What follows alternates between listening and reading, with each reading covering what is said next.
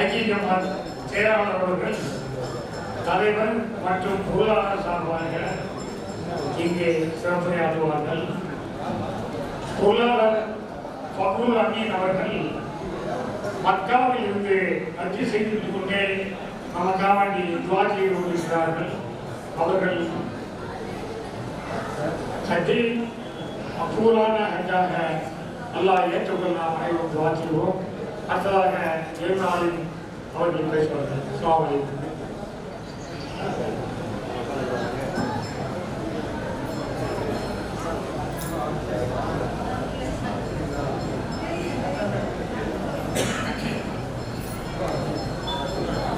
கவிக்கும் கற்பனைக்கும் எட்டாத கருணையும் தோல் காவலனுக்கு ஆயுதமாக, நாவலனுக்கு நாவாக, அறிஞனுக்கு ஆராயும் கருவியாக, பெண்ணுக்கும் மண்ணுக்கும் பெண்ணுக்கும் பொண்ணுக்கும் எண்ணுக்கும் எழுத்துக்கும் இடையிலே மறை பொருளாய் இருந்து மறை இணைந்த இறைவனுக்கு மாபெரும் புகழ் அனைத்தும். சோலையின் நறுமணமாம், சொர்க்கத்தின் திருமணமாம், கால் ஊற்றும் பரிமணமாம், பல நுகர்வரும் பூமணமாம், சட்டங்கள் படிக்காமல் பட்டங்கள் பெறாமல் மாந்தரை மாண்புடன் வாழ கற்று தந்த அண்ணலம் பெருமானார் ஸல்லல்லாஹு அலைஹி வஸல்லம் அவர்களின் மீதும், அன்னாரின் உற்றார் உறவினர்கள், சஹாபா பெருமக்கள், தாபியீன்கள், தபர தாபியீன்கள், இமாம்கள் மற்றும் நம் அனைவர் மீதும் சலாம் என்னும் கருணையும் ஸலவாத் என்னும் ஈடேற்றமும் நின்று நிலவட்டுமாக என்று பிரார்த்தித்தவனாக எனது உரையை தொடங்குகின்றேன்.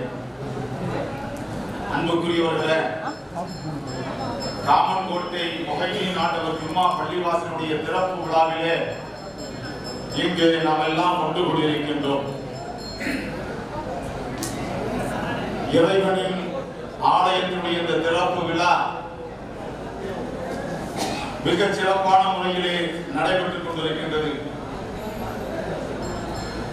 இந்த பள்ளிவாசலுடைய திறப்பு விழாவுடைய அழைப்புதலை நான் பார்த்தேன்.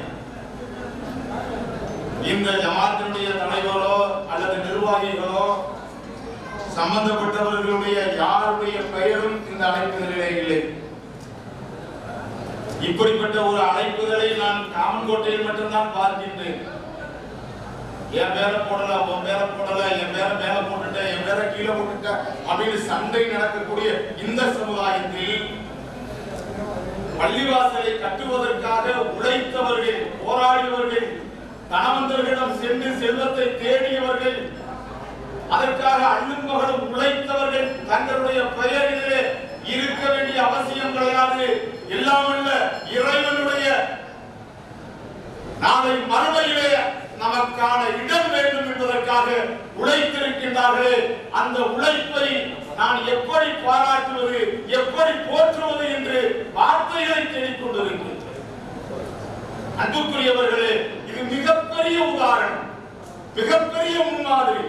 இந்த சமுதாயம் எதற்கெல்லாமோ சண்டை போட்டுக் கொண்டிருக்கின்றது, எதற்கு சண்டை போட வேண்டும் என்று தெரியாமல் சண்டை போட்டுக் கொண்டிருக்கின்றது.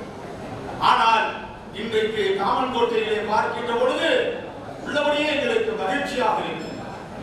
எல்லாம் வல்ல இறைவன் இந்த ஜமாத்துடைய தலைவர் உள்ளிட்ட நிர்வாகிகளுக்கும், இந்த பள்ளிவாசலை உருவாக்குவதற்கு உழைத்த அத்துணை நிர்வாகிகளுக்கும், இந்த பள்ளிவாசல் கட்டுவதற்காக யாரெல்லாம் வாரி வாரி வழங்கினார்களோ அந்த வள்ளல்களுக்கும் இம்மையிலும் மறுமையிலும் நற்கூலியை தந்திட வேண்டும் என்று பிரார்த்தனையை முன்வைத்தவனாக எனது உரையை தொடங்குகிறேன். அன்புக்குரியவர்களே, சந்தைக்குரிய இமாம்கள் அற்புதமாக இங்கே உரையாற்ற வந்திருக்கின்றார்கள். எனக்கு பின்னாலே உரையாற்றுவதற்கு என்னுடைய ஜமாத்துல் உலமா சபையினுடைய மாவட்ட தலைவர் ஜலாலுதீன் ஹஜரத் அவர்கள் இருக்கின்றார்கள். எனக்கு முன்னாலே பேசி அமர்ந்திருக்கின்ற மாவட்ட ஜமாத்துல் உலமாவுடைய பொருளாளர் முகமது யாசின் ஹஜரத் அவர்கள் இருக்கிறார்கள். வட்டார உலமாக்கள் சபையினுடைய செயலாளர் அப்துல் வஹாப் ஆலிம் உள்ளிட்ட சங்கைக்குரிய உலமா பெருமக்களே, காமன்கோட்டையினுடைய ஜமாத்துடைய தலைவர் தாசில்தார் அவர்கள், அவரை பற்றி வரும்போது பேசிக்கிட்டு வந்தோம். நம்ம சமுதாயத்தை சேர்ந்தவர் யாராச்சும் அரசு அலுவலகத்தில் பொறுப்புல இருந்தா அஸ்ஸலாமு அலைக்கும் வந்த மக்கள் தனியா வாங்கத்தா, எல்லாரும் வச்சுக்கிட்டு சவாதி விளையாடி இருந்தா ஏங்க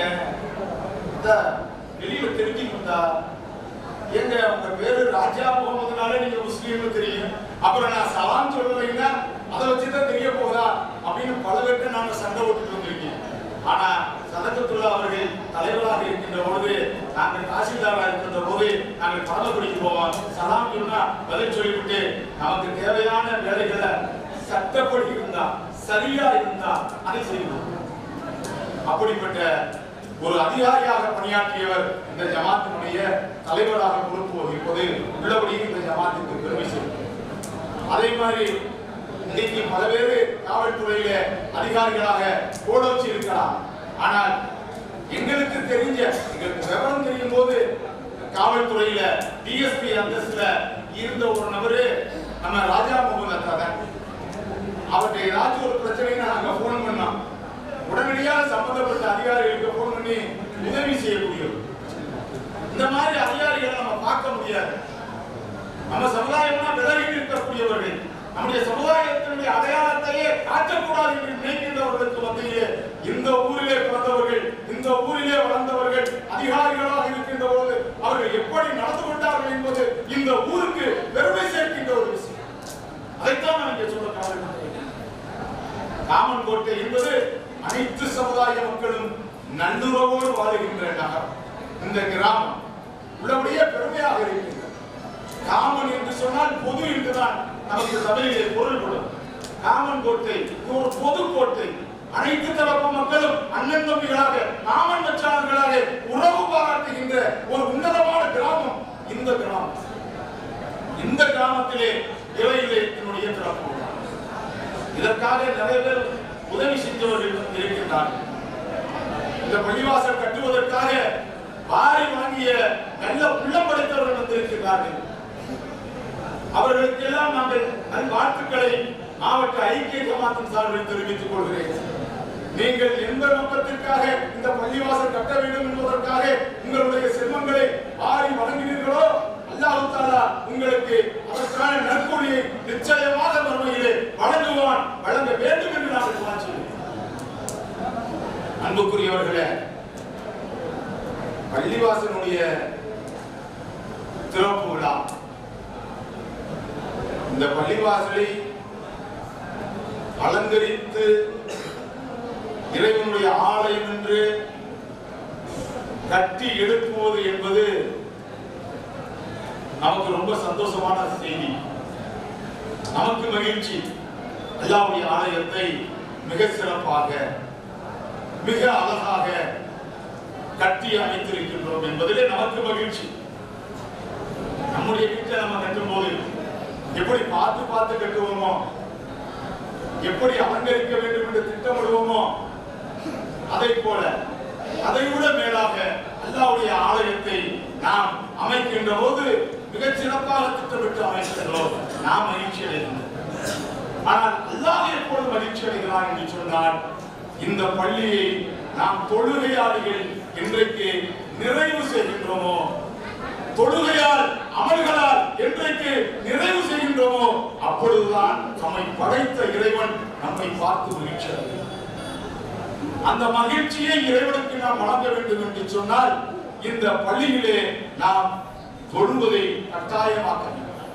இங்கு இருக்கின்றவர்கள் நிச்சயமாக ஊரிலே இருக்கின்ற பொழுது ஐங்கால தொழுகையும் இந்த பள்ளிவாசலிலே வந்து தொழுவதை நீங்கள் உறுதி செய்ய வேண்டும். அதை கண்டுதான் இல்லாமல் இறைவன் மகிழ்ச்சி அடைகிறார். ரொம்ப பேரு நான் துவா செய்யறேன் அப்படின்பாங்க. ஏதாச்சும் பேசினா உங்களுக்கு நான் துவா செய்யறேன், நல்ல விஷயம். ஆனா சொல்றது யாரு? பள்ளிவாசல் பக்கமே வர மாட்டாரு. தொழுகைன்னா என்னன்னு தெரியாது. துவா செய்யறேன் எப்படி? விஷயத்தை நல்லா விளங்கிக்கிறேன். இப்படித்தான் ஒருத்தர் என்ன செஞ்சாரு, அல்லாஹ் தான் நான் கேட்டுக்கிட்டே இருக்கேன், அல்லாஹ் ஏன்னு கேட்க மாட்டேங்கிறான். நம்ம ஹஜ்ரத் ஜலாலுத்தீன் போய் கேட்கிறார், அல்லாஹ் அல்லாஹ்னு தொழுகிறேன், அல்லாஹ் அல்லாஹ்னு கேட்கிறேன், எனக்கு 2 பொம்மை இருக்குது, வயதுக்கு வந்த முதிர்க்கு நீ வீட்டில் இருக்கு, அந்த பெண்களுக்கு திருமணம் ஆகல, என்ன செய்யறது? அப்படின்னு அஜர்த்து சொன்னாங்களா, இல்லா 70 தாய்களை உடையை இறக்க முடியுமாச்சு. நீங்க கேட்ட எப்படி இல்லைன்னு சொல்லுவான். சரி எப்ப கேட்கிறீங்க? அஜரத்து உடனே தொழுது முடிச்சுட்டு தலைய சஜிதாவுல வச்சு 10 நிமிஷம் அல்லாட்டு கேட்கிறேன். துவாவே ஓ அஜரத்து தொழுது 10 நிமிஷம் கேட்பீங்களா? சரி அடுத்து எப்ப கேட்பீங்க? இசா தொழுதுட்டு 10 நிமிஷம் சஜிதாவுல இருந்து அல்லாட்ட கேட்கிறேன். அப்படியா? அப்ப 2 நேரம் கேட்டுக்கிட்டே இருக்கியே, அல்லாஹ் வந்துகிட்டு உங்களை ஏன் கேட்கல, உங்களுடைய துவாவை ஒப்புக்கொள்ளல. சரி சங்கடமா தான் இருக்கு. ஆனா அல்லாஹ்வுக்கு அந்த ரகசியம் தெரியும். வேணும்னா கொஞ்சம் மாத்தி பாருங்க, அசர்ல கேட்டு பாருங்க, மகரிப்ல கேட்டு பாருங்க அப்படின்னு சொல்லும்போது தலையை சொல்லிட்டு என்ன ஏன் தலையை சொல்லுவீங்க? எனக்கு நான் காலையில பதில் தொழுது குளிச்சுட்டு நான் கடைக்கு போவேன்னா வேலையெல்லாம் முடிச்சுட்டு நான் கடைசியில இசா தொழுது வருவேன்னா இசா தொழுதுட்டு சாப்பிட்டு தூங்கிடுவேன். ஓஹோ அப்ப நீ நுகர் தொழுக மாட்டிய, அசர் தொழுக மாட்டிய, மகரிப் தொழுக மாட்டிய, அப்ப ஃபஜர் இசாவும் தொழுவிய. 2 தொழுதுட்டு அல்லாஹ் அல்லாஹ் தொழுவிய. அல்லாஹ் ஏன் கேட்கல? எப்படி உங்களை அல்லாஹ் ஏன் கேட்பான்? ஏன் கேட்க மாட்டானா? கேட்க மாட்டேன். எனக்கு ஒரு போன் இருக்கு, அந்த போன் 22575 எங்க வீட்டுக்கு போன் பண்ணேன். 22575 போன் பண்ணி ஹலோ எல்லா லட்சம் ஆமான்னு கேட்பேன். முதல் நம்பர் 2ஆம் நம்பர் கடைசி 5ஆம் நம்பர் மொத்தம் சுத்துனா கோடு சவுண்டு. அப்புறம் எப்படி லைன் போகும், அப்புறம் எப்படி நான் எடுத்துக்கிட்டு அலோ சொல்லுங்க அப்படின்னு கேட்டேன். இதுக்கு அதுக்கு என்ன சம்பந்தம்? எனக்கு ஒரு நம்பர் இருக்கிற மாதிரி அல்லாஹ்வுக்கு ஒரு நம்பர் இருக்கு. நான் போங்க சார் விளையாடாதீங்க. ஆமாப்பா உண்மையிலே அல்லாஹ்வுக்கு ஒரு நம்பர் இருக்கு. அது என்ன நம்பரை சேர்த்து இதுவரை எனக்கு யாருமே சொல்லலையே. புரிச்சுக்க 24434 24434 அல்லாஹ்வுடைய நம்பர். அப்ப இதுக்கு போட்டா போயிருமா? விளங்கிக்க நல்லா. ஒரு விஷயத்தை சொல்றத ரொம்ப நல்லா விளங்கிக்கிறோம். விளங்குறதுல இருக்கு. சீனம் சென்று சீர்கல்வி பெறுக என்று பெருமானார் ஸல்லல்லாஹு அலைஹி வஸல்லம் சொல்லியிருக்காங்க. உடனே எல்லாரும் சீனாவுக்கு புறப்பட்டு போறதா? சீனாவில் தான் சிறந்த கல்வி இருப்பதாக அவர்கள் சொன்னாவே எடுத்துக் கொள்வதா? அது விளக்கம் கேட்கிற ஆய்வுகள். அரபு தேசத்திலிருந்து சீனா தொலைதூரத்தில் இருக்கின்றது. கல்வி எத்தகைய தொலைவில் இருந்தாலும் அதை பெற்றுக் கொள்ளுங்கள் என்று பெருமானார் ஸல்லல்லாஹு அலைஹி வஸல்லம் அவர்கள் சொன்ன விஷயத்தை நாம் புரிந்து கொள்ள வேண்டும். இப்படித்தான் நம்ம ஊர்ல ஒரு பழமொழி சொல்லுவோம், ஊரார் பிள்ளையை ஊட்டி வளர்த்தால் தன் பிள்ளை தானே வளரும் இருக்குது. அவ்வளவு உடனே பக்கத்து வீட்டு பிள்ளை ஏற்ற வீட்டு பிள்ளைங்க ஊட்டி வளர்த்த அவங்க பிள்ளை சபல பிள்ளை ஆகிட்டே இருக்கு. என்னங்க தமிழ் பழமொழி பொய்யாகாதே. நான் ஊரார் பிள்ளையை ஊட்டி வளர்த்தால் தன் பிள்ளை தானே வளரும். இதுல என்னென்ன தப்பு? ஏற்ற வீட்டு பிள்ளைக்கு கொடுத்தேன், பக்கத்து வீட்டு பிள்ளைக்கு கொடுத்தேன், எல்லாத்துக்கும் கொடுத்தனே அப்படின்னு. எப்ப நீ பழமொழியை தப்பா புரிஞ்சுக்கிட்ட? நான் தமிழ் தாங்க, தமிழ் தெரிஞ்சிருந்தேங்க, நான் எப்படியே தப்பா புரிஞ்சுக்க முடியும்? எப்ப அந்த பழமொழிக்கு விளக்கம் தெரியும். அப்படியா? அதுக்கு என்ன விளக்கம்? ஊரார் பிள்ளைன்னா யார் தெரியுமா? நீ கல்யாணம் பண்ணிட்டு வரையில மனைவி, அவளே ஊரார் வீட்டு பிள்ளை. அவளை நீ ஊட்டி வளர்த்தா அவ வயிற்றில் தானே வளரும் அப்படிங்கறத இந்த பழமொழிக்கு பொருள். நீ தப்பா புரிஞ்சுக்கிட்டு நீ பக்கத்து வீட்டுக்கு எதிர்க்க வீட்டு பிள்ளைக்கு ஊட்டி வளர்த்தா உன் உள்ள சவள பிள்ளையா போகும் என்று சொன்னார்கள். அதே போல நம்முடைய இமாம் அவர்கள்ட்ட கேட்ட பிறகு அப்பா 24434 அல்லாஹ்வுடைய நம்பர் என்னன்னா 2 ரக்காயத்து ஃபஜர் 2 4 துஹர் 4 ரக்காயத்து, அஸர் 4 ரக்காயத்து, 34 மக்ரிப் 3 ரக்காயத்து, இஷா 4 ரக்காயத்து. இந்த 5 வக்த் தொழுகையை தொழுதுட்டு நீ அல்லாஹ்ட்ட கேளு, அல்லாஹ் நிச்சயமாக கொடுப்பான். என்னுடைய அடியார்கள் என்னிடம் கேட்பதை நான் அதிகமாக விரும்புகின்றேன் என்று சொன்னவன் அல்லாஹ் நம்முடைய கரங்களை வெறுங்கரங்களாக ஆக்கிவிட மாட்டான். நிறைய செய்தி, நான் நிறைவாக ஒரே ஒரு செய்தியை நான் சொல்லி நிறைவு செய்கின்றேன். நம்முடைய ஏர்வாடி இப்ராஹிம் அலியுல்லா அவர்கள் இந்த பகுதியிலே இஸ்லாத்தை பரப்பிய மகத்தான ஒரு மகான் அவர்கள். இந்த பகுதியில் நாமெல்லாம் இஸ்லாமியர்களாக வாழ்கின்றோம் என்று சொன்னால் அவர்கள் தான் இந்த பகுதியிலே இஸ்லாத்தை பரப்புவதற்கு அதிகப்படியாக வேலை செய்தவர்கள். அவங்களுடைய தலைமை பீடம் எது என்று சொன்னால்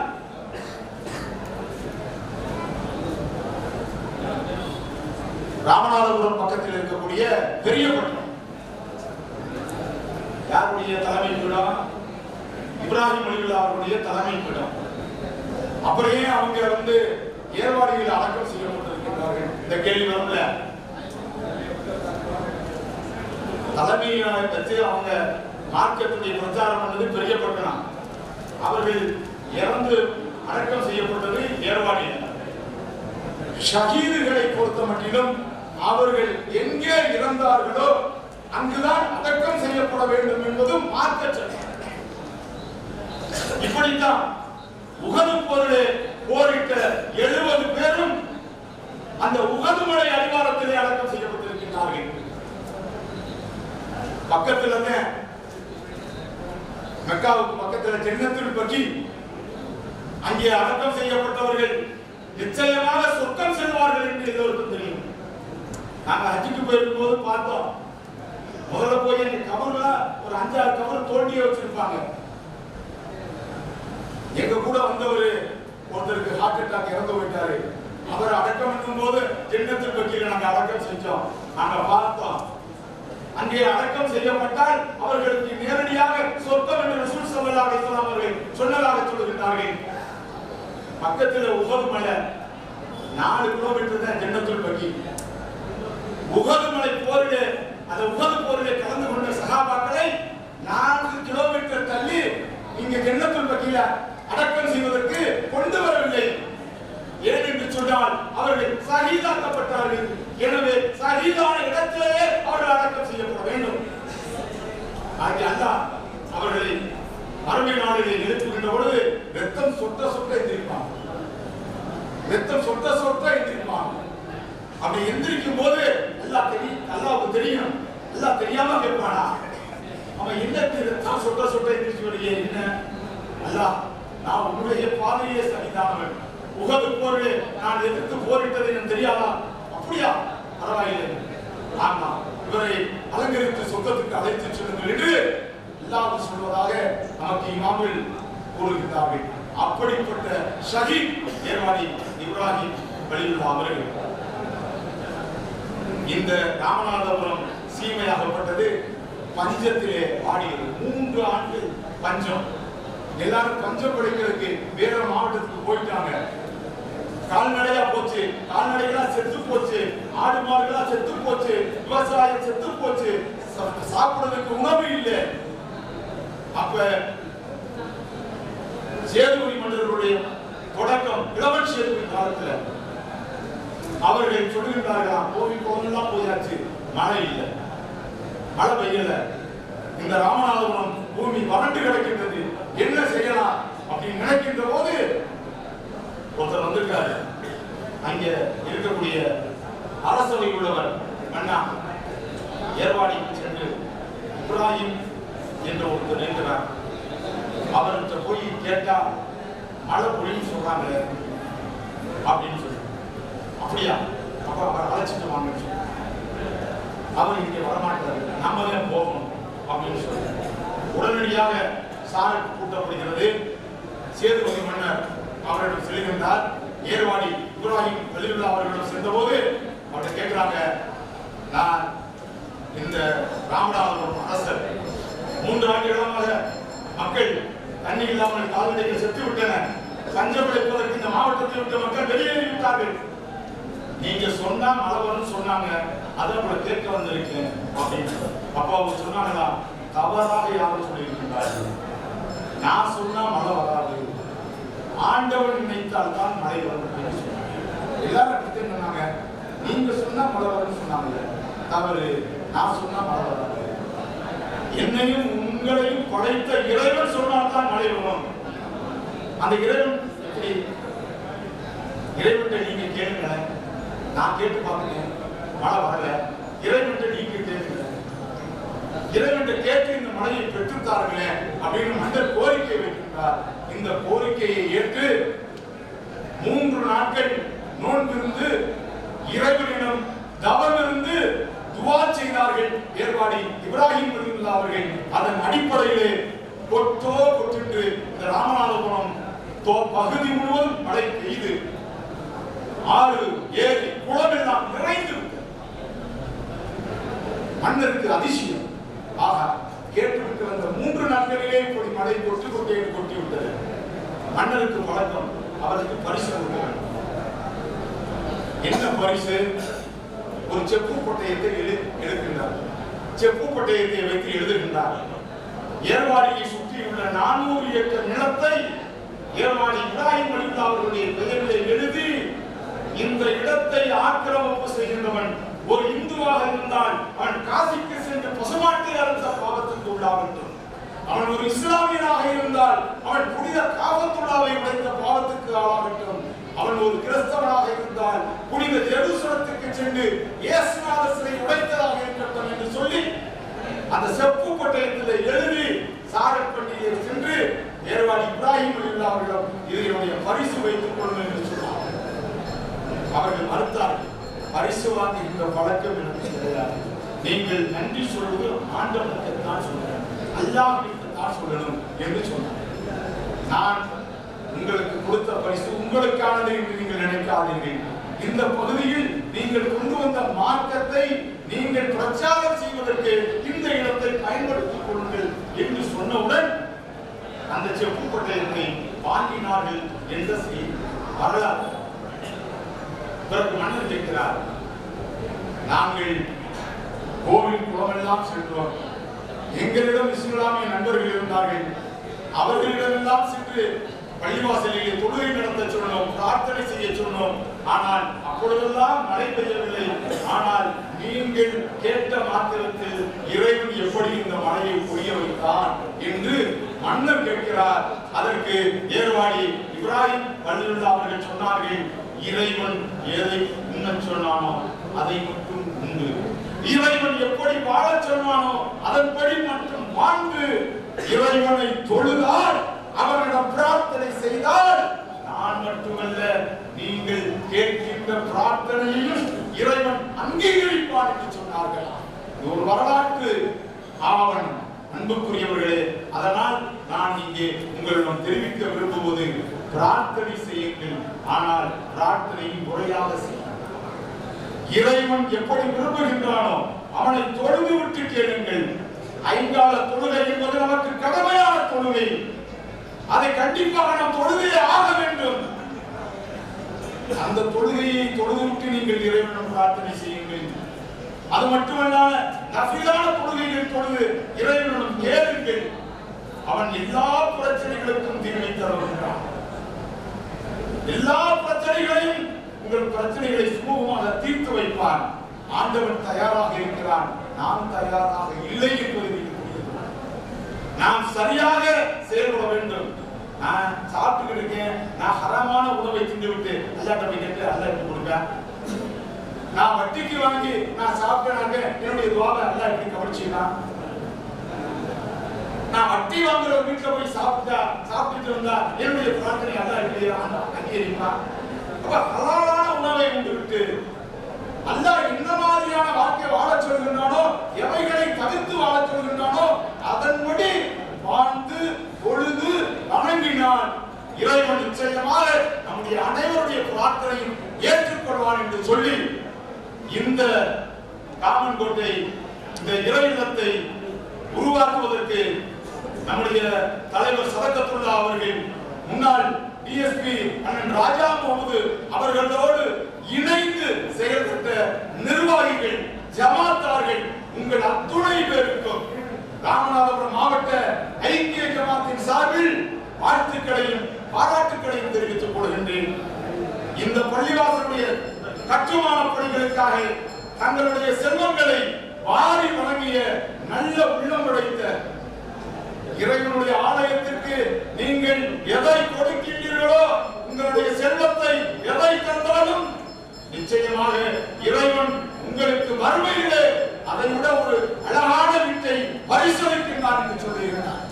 அத்தகைய பரிசை இல்லாமல் இறைவன் இந்த பள்ளிக்காக வாரி வழங்கிய நல்ல உள்ளங்களுக்கு வழங்கிட வேண்டும் என்று பிரார்த்தனை செய்து இந்த ஜமாத்தார்கள் ஒற்றுமையாக இருந்து இந்த மாவட்டத்திலே நம்முடைய சமுதாயம் ஒற்றுமையாக செயல்பட்டு நம்மளுடைய அனைத்து தேவைகளையும் எல்லாம் உள்ள இறைவனின் துணை நின்று பெறுவோம் என்று சொல்லி அதற்கு ஐக்கிய ஜமாத் துணை நிற்கும் என்று சொல்லி வாய்ப்புக்கு நன்றி சொல்லி நிறைவு செய்கிறேன். நன்றி.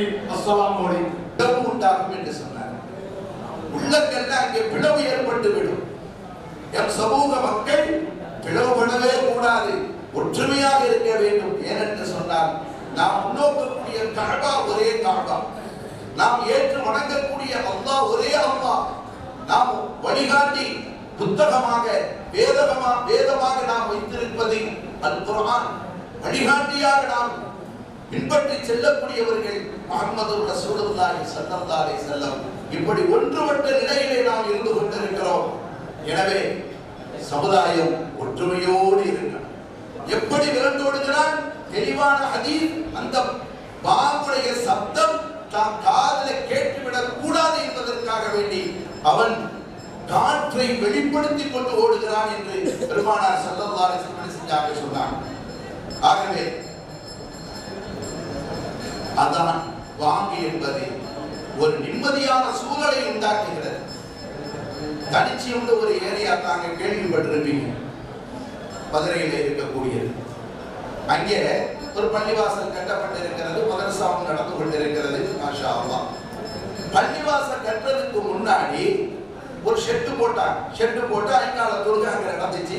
5 நேரமும் வாக்கு சொல்லப்பட்டுச்சு. அப்போ பள்ளிவாசல் கட்டுமானத்துக்காக வேண்டி அடிக்கல் நாட்டுகிற போது தொப்புள்குடி உறவுல இருந்து அந்த பகுதியில இருந்த ஒருவர் அவர் பேசுகிறார். அவர் பேசுகிற போது ஒரு விஷயத்தை பதிவு செய்கிறாங்க. என்ன அப்படின்னு சொன்னா, இந்த இடத்துல 1.5 வருஷமாக நான் பார்த்து கொண்டிருக்கிறேன்.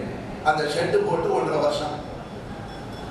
இங்கே பாங்கு எப்ப சொல்லப்பட்டுச்சோ அதுல இருந்து இந்த பகுதியில ஒரு ஆக்சிடென்ட் கூட நடக்கல. அது 3 ரோடு ஒன்று சேரக்கூடிய நிலைப்பாடு. அங்கிருந்து வேகமாக வரும், இங்கிட்ட என்ன செய்யும், பைபாஸ்ல போகும். இப்போ பாலங்கள் போடப்பட்டு விட்டது. பாலம் போடப்படுவதற்கு முன்பாக சொன்ன செய்தி, இங்க அடிக்கடி ஒரு வாரத்துக்கு குறைஞ்சது 2 ஆக்சிடென்ட் நடந்துரும். ஆனா எப்ப இந்த இடத்துல பாங்கு சொல்லப்பட்டுச்சோ 1.5 வருஷம் ஆச்சு, இதுவரைக்கும் ஒரு ஆக்சிடென்ட் கூட நடக்கல என்று தொப்புள்குடி உறவில் உள்ள ஒரு சகோதரர் அந்த விஷயத்தை பதிவு செய்தார். அன்பான பெருமக்களே, சாத்தான்கள் விரண்டோடக்கூடிய ஒரு நிலைப்பாடு பாங்கிலே இருந்து கொண்டிருக்கிறது. ஒரு பகுதியில சாத்தான் விரண்டோடி விட்டால் அந்த பகுதி மக்கள் எல்லாம் நிம்மதியாக இருப்பார்கள், மனமகிழ்வோடு இருப்பார்கள், சந்தோஷமாக இருப்பார்கள். அப்படியான ஒரு சூழலை உண்டாக்கக்கூடியதுதான் இந்த பள்ளிவாசல் என்பதை மனதில் பதிவு வைத்துக் கொள்ள வேண்டும். ஐங்கால தொழுகைக்காக அதான் சொல்லப்படுகிறது. ஹய்யா அலஸ் ஸலாஹ், தொழுகைக்கு வாருங்கள், ஹய்யா அலல் ஃபலாஹ், வெற்றியின் பக்கம் வாருங்கள் என்று சொல்லப்படுகிறது. அந்த அழைப்பு சாதாரண அழைப்பு அல்ல, அல்லாஹ் அழைக்கக்கூடிய அழைப்பு. அந்த அழைப்புக்கு ஊர்ல உள்ள அத்தனை ஆண்களும் பதில் சொல்ல கடமைப்பட்டவர்கள். பள்ளிக்கு வந்தே ஆக வேண்டும். உள்ளூர்ல இல்லாம வெளியூர் பயணத்துல இருந்தால் அங்கே ஜமாத்துடைய தொழுகை என்பது அவசியமாக ஆக்கப்படவில்லை. ஆனா உள்ளூர்ல இருக்கிற போது ஐங்காலம் தொழுது ஆகணும், அதிலேயும் ஜமாத்தோடு தொழுதாகணும் என்பதை மார்க்கம் வலியுறுத்துகிறது. ஏன்னா உள்ளங்கள் ஒன்றுபட வேண்டும், மலக்குமார்களுடைய இந்த சோபத்துக்குள் வர வேண்டும். அப்படி மலக்குமார்களுடைய சோபத்துக்குள் மனிதர்கள் வருகிற போது மனிதர்கள் புனிதர்களாக மாறுகிறார்கள். மனிதர்களிடத்தில் மனித பண்பியல் என்பது என்ன செய்யும், ஏற்படும். அதெல்லாம் இலக்காக வைத்துத்தான் ஒரு பள்ளி உருவாக்கப்பட்டிருக்கிறது.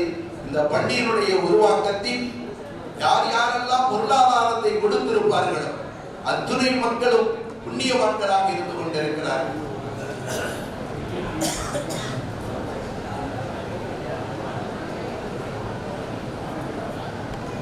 وَمَنْ يُعَظِّمْ شَعَائِرَ اللَّهِ فَإِنَّهَا مِنْ تَقْوَى الْقُلُوبِ.